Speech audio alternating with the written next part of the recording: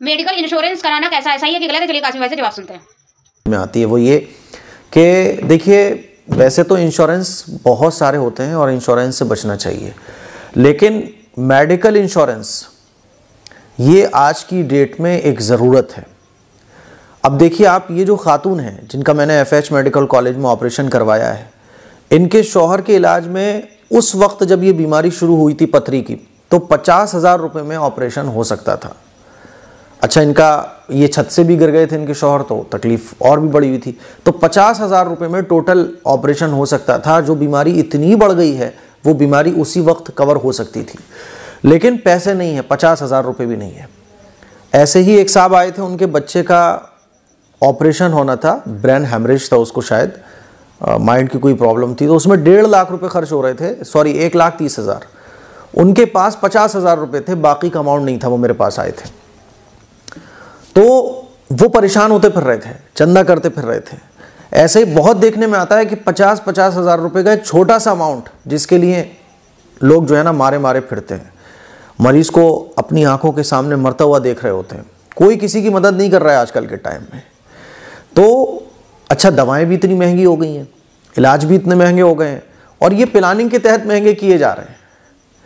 ज़्यादा से ज़्यादा इनकम हो, ज़्यादा से ज़्यादा पैसा आए, कुल मिला के ये है कि किसी को भी गरीबों की परवाह नहीं है। इसीलिए हमें चाहिए कि हम अपनी केयर खुद करें।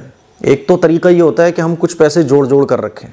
दूसरा आसान तरीका ये है कि हम मेडिकल इंश्योरेंस करा लें।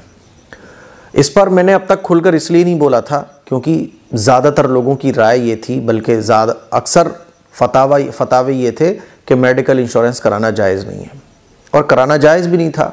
लेकिन अब सिचुएशन बहुत अलग हो चुकी है।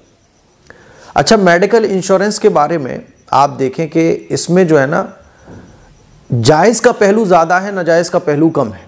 क्योंकि मेडिकल इंश्योरेंस में क्या होता है कि हम पैसा देते हैं और उसके बदले में हमें सर्विस मिलती है। ये बिल्कुल ऐसे समझो आप कि हम लोगों ने जो है ना 50 लोगों ने मिलकर ये तय किया कि भाई हम सब लोग पैसे जोड़ते हैं, हम 50 में से जो बीमार होगा हम सब मिलकर उसका इलाज कराएंगे। तो मेडिकल इंश्योरेंस बिल्कुल ऐसा ही है, और उसमें क्या होता है कि पैसे के बदले में पैसा नहीं मिलता। जैसे कि लाइफ इंश्योरेंस है, और भी तरह के जो इंश्योरेंस होते हैं, उसमें क्या होता है कि पैसा हमने जमा किया और पैसा बढ़ के मिल गया। इसमें क्या होता है, सर्विस मिलती है। तो इसीलिए बहुत सारे उलमा ने, और अभी हाल ही में मौलाना खालिद सैफुल्लाह रहमानी साहब ने, और माजी में शेखुल हदीस साबिक़ शेखुल हदीस दारुल उलूम देवबंद हज़रत मौलाना मुफ्ती सईद अहमद साहब रहमहुल्लाह ताला ने भी मेडिकल इंश्योरेंस के बारे में जवाज़ का फतवा दिया, क्योंकि ये आजकल की बड़ी ज़रूरत है। तो मेरे अजीज़ भाइयों, मेरी बहनों, कम खाओ, थोड़ा पैसे जमा करो और मेडिकल इंश्योरेंस लो, ताकि ये जो अचानक से बीमारियां लग जाती हैं जिसमें 1-1.5 लाख रुपए का खर्चा, 2 लाख रुपए का खर्चा, ये मेडिकल इंश्योरेंस के ज़रिए आपका कवर हो सके।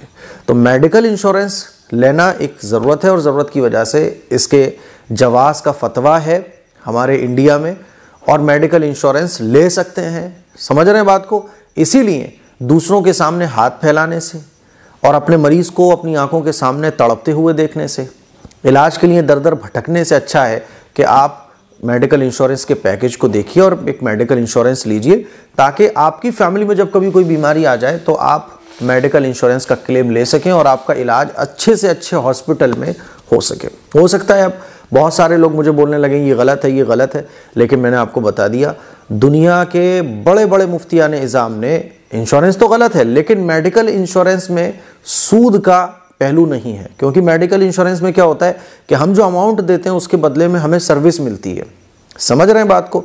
इसीलिए इसमें जवाज़ का पहलू ज़्यादा है। तो मेडिकल इंश्योरेंस लीजिए, ताकि जब कभी मौका पड़े, जब कभी कोई बीमारी आ जाए, देखो बीमारियों से कोई बच नहीं सकता, कब कौन सी बीमारी आ जाए नहीं पता, इसलिए मेडिकल इंश्योरेंस लेने के बहुत सारे फ़ायदे हैं।